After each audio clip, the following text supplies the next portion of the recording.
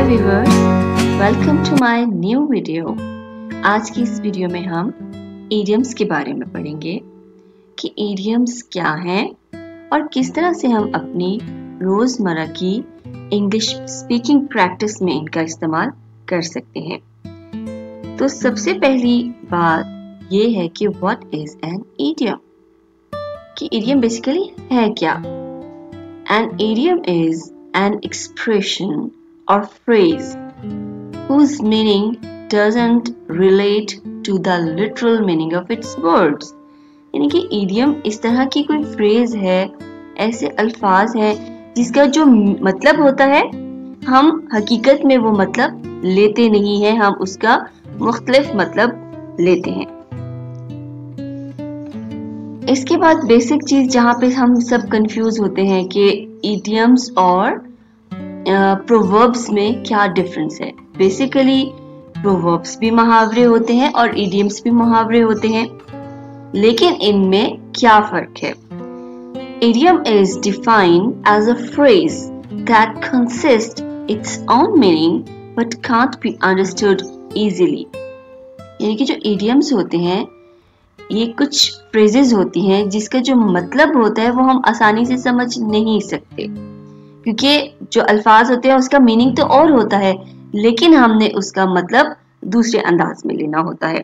लेकिन जो प्रोवर्ब्स होते हैं, proverbs are defined as short sayings और sentences that are used to give advice to the other person. अब इडियम्स जो हुआ ये कुछ वर्ड्स होते हैं, लेकिन जो प्रोवर्ब्स हैं ये सेंटेंसेस होते हैं, ये कुछ सेइंग्स हैं जो कि ज्यादातर नसीहत के लिए इस्तेमाल किए जाते हैं। तो ये था एक छोटा सा इडियम्स और प्रोवर्ब्स के दरमियान डिफरेंस। तो अब हम अपनी वीडियो को आगे स्टार्ट करते हैं, इडियम्स पे लेके जाते हैं कि किस तरह से हम अपनी इंग्लिश स्पीकिंग प्रैक्टिस के अंदर इडियम्स को यूज कर सकते हैं। सबसे पहला इडियम है पीचेस एंड क्रीम। अगर आप देखें तो इसका मीनिंग तो कुछ और बनता है, पीचेस एंड क्रीम, लेकिन हमने इसका जो वर्ड टू वर्ड मीनिंग है वो नहीं लेना है, बल्कि इसका मतलब हमने कुछ इस तरह से लेना है, a situation that has no trouble और प्रॉब्लम। यानी कि अगर आपने कहीं पे ये बात कहनी हो कि कोई मसला नहीं है, कोई प्रॉब्लम नहीं है, तो आप वहां पर बजाय ये कहने की कि there is not any problem, no problem, no trouble, तो फिर उस पे आप यहाँ इडियम यूज कर सकते हैं। आप कह सकते हैं पीचेस एंड क्रीम। यानी कि आपको कोई कहता है आपकी जॉब कैसी जा रही है, तो आपकी जॉब अगर बहुत इजी है, अच्छी है, तो आप आगे से कह सकते हैं पीचेस एंड क्रीम। सही। इसी तरह से अगर कोई टास्क है, आप किसी को कोई टास्क दे रहे हैं और कहते हैं ये टास्क करें, और उसको ये भी बताना चाह रहे हैं कि ये टास्क बहुत इजी है, तो आप उसको कह सकते हैं this task is just like peaches in cream. Next है एप्पल ऑफ समवन आई। अब यहाँ पे भी इसका मतलब हरगिज वर्ड टू वर्ड मीनिंग नहीं होगा, बल्कि इसका मतलब है किसी की आंख का तारा होना, किसी का बेइंतहा लाडला होना। तो यहाँ पे Apple of someone I means the person that someone loves most of all and is very proud of. यानी कि आपको कोई बंदा बहुत पसंद है तो आप उसके लिए उसे एप्पल ऑफ आई कह सकते हैं। ठीक है। आप अपने बच्चों के लिए भी ये इडियम यूज कर सकते हैं, that my son is apple of my I.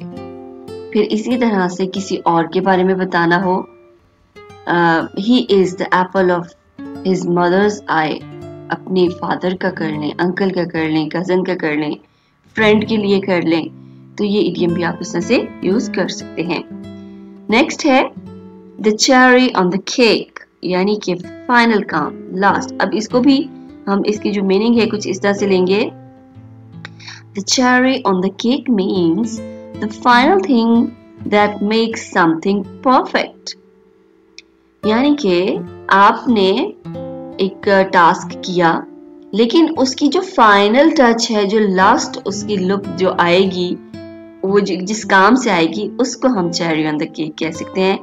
For example, एक बर्थडे पार्टी आपने डेकोरेशन की, तो उसके लिए जब एट द एंड केक का अराइवल हुआ, तो हम कह सकते हैं कि वहां पे वो जो केक है, the cherry on the cake, ठीक है। या फिर इसी तरह से कोई और ऐसा टास्क है जो तकरीबन खत्म होने वाला है, लेकिन उसका लास्ट जो भी फाइनल टच है वो रह गया है, उसको हम the cherry on the cake कहेंगे। नेक्स्ट है पीस ऑफ केक। अब पीस ऑफ केक का मतलब है कि बहुत इजी काम। अब आप किसी को कोई अपना प्रोजेक्ट दे रहे हैं या प्रोजेक्ट कर रहे हैं और आपसे कोई पूछ रहा है तो कैसा था आपका प्रोजेक्ट, आप कहते हैं कि बहुत सिंपल और इजी सा था, तो उसमें आप इसको इस तरह से बोल सकते हैं, piece of cake.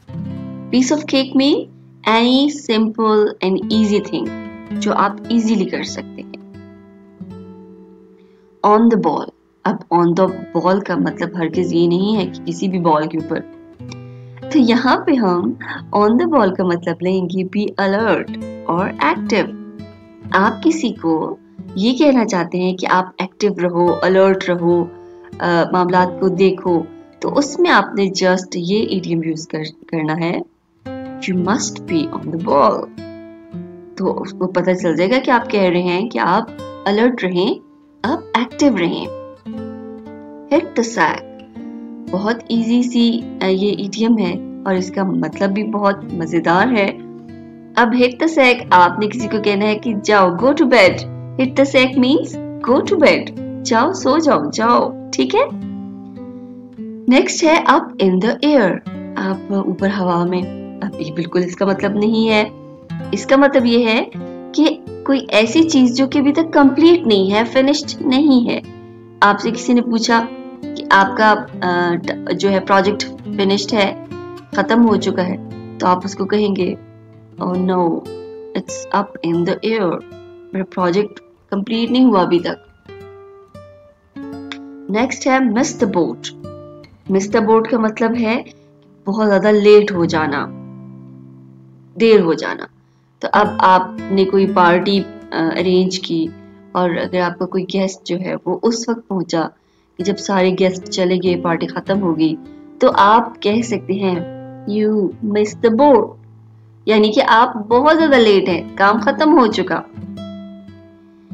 Thums up. ये तो ये फ्रेज, ये जो इडियम है बहुत ज्यादा इस्तेमाल होती है। इसका मतलब जस्ट सिंपल है, दैट्स गुड, बहुत अच्छा काम, थम्स अप। ये हम कमेंट्स भी इसके इस तरह से कमेंट्स में भी इसको यूज कर सकते हैं। नेक्स्ट है बैड एप्पल। बैड एप्पल का मतलब है, bad Apple means dishonest person. Life is a bowl of cherries, यानी कि लाइफ इज वंडरफुल, लाइफ बहुत अच्छी है, एंजॉयबल है, बहुत अच्छी। कोई बंदा सैड है और वो अपने फेलियर से बहुत ज्यादा परेशान है, तो आप उसकी मोटिवेशन के लिए ये इडियम यूज कर सकते हैं कि भी डोंट बी अपसेट, इतना परेशान ना हो, life is a bowl of cherries, बहुत खूबसूरत है जिंदगी, वंडरफुल है, अप्स एंड डाउन्स हैं इसके अंदर।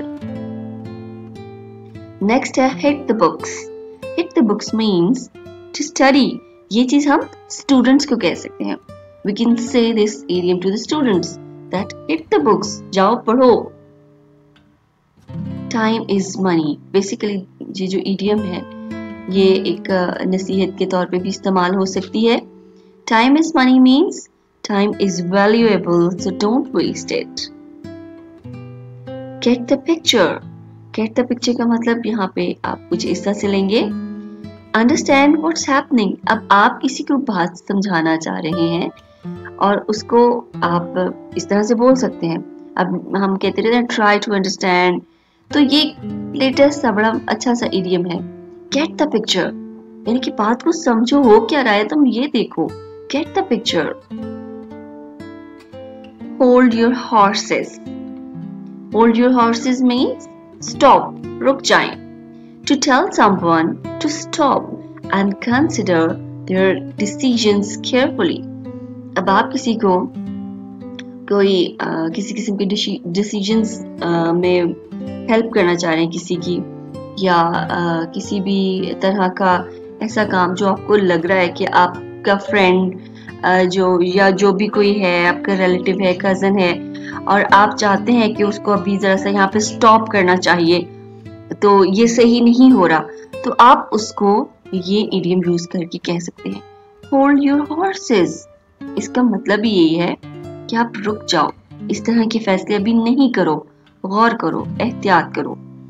Hold your horses. जी तो व्यूअर्स, ये थे हमारे आज के तमाम इडियम्स। तो अगर आप हमारे चैनल पे नए हैं तो मेरे चैनल को सब्सक्राइब करें, लाइक करें, कमेंट करना ना भूलिएगा। तो अगली वीडियो तक के लिए अल्लाह हाफिज।